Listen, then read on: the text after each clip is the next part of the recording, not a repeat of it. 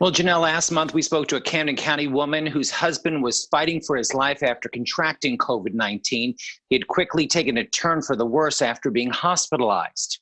He texted me back and he said that they took him back to a room and that I should go home, and he loved me. And that was the last time I communicated with him. He didn't respond to me after that. Well, Brett Breslow was on a ventilator when we last spoke to his wife, Amy, on March 27th. He was in dire need of plasma in hopes of saving his life. And this morning, Amy joins us live once again with an update on her husband's condition. Amy, thanks for joining us.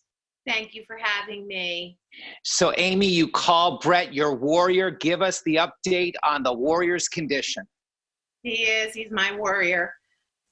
He was extubated yesterday, so the tube was taken out and he's completely off the ventilator, which is such a relief.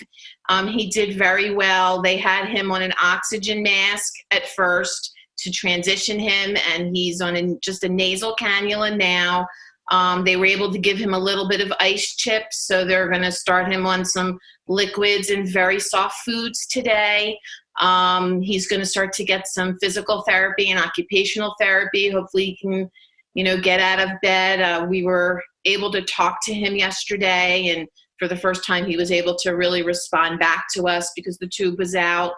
So it's just, really been such a whirlwind, but we're so grateful for everyone's support and prayers, and especially for the hospital. He had to have multiple transfusions. He needed a plasma transfusion. He needed a blood transfusion because of low red blood cells. He developed an allergy to some heparin that they had given him. So, he was fighting every obstacle, every step of the way. And we are just eternally grateful today that he is doing so much better. When we last spoke, Amy, the plasma was key. You were really looking for that plasma treatment because that was plasma from people that had been infected and recovered, correct? Yes. So the plasma that he received the other day was for platelets, just regular platelets, because of the heparin reaction that he had. Oh. The platelets dropped. He did not receive the antibody plasma from Okay. Because we just really were able to have a donor give this week. It's taken several weeks now to sort of work through all the red tape and suitable donors. We had so many people coming forward to give.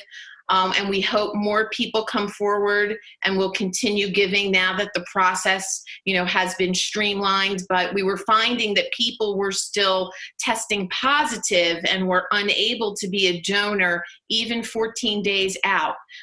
So we're still, going to continue to test, and it may be that people need to be 21 or 28 days out even in order to give the plasma.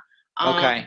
So we're still really encouraging people to do that, especially as the virus kind of works its way through the community here in South Jersey and Philadelphia, that we have more people that are further out from their symptoms and can, start to go to the blood bank and not only give their antibodies, but even just giving regular plasma donations or just blood donations for transfusions, as my husband needed both in the hospital. What are the healthcare providers saying is the road to recovery? What are the next steps for him?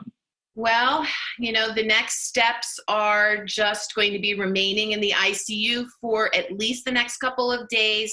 He's going to need physical therapy.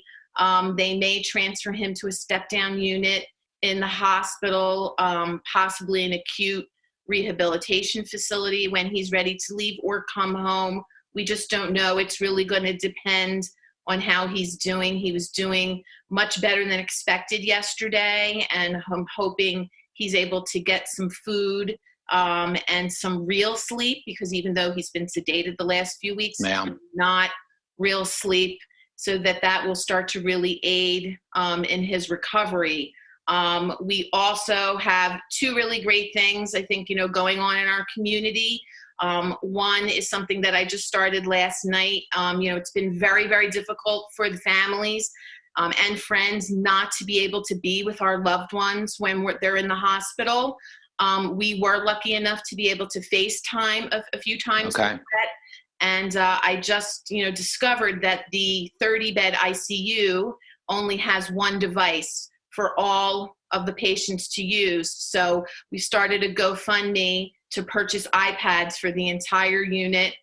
They've also opened another unit as of this morning. We've raised over $3,000. So I just really want to be able to give people the opportunity just remotely to even be with their loved ones. I'm just hearing too many stories of people passing and not being able to, their loved one passing and not being able to be there, which is horrible.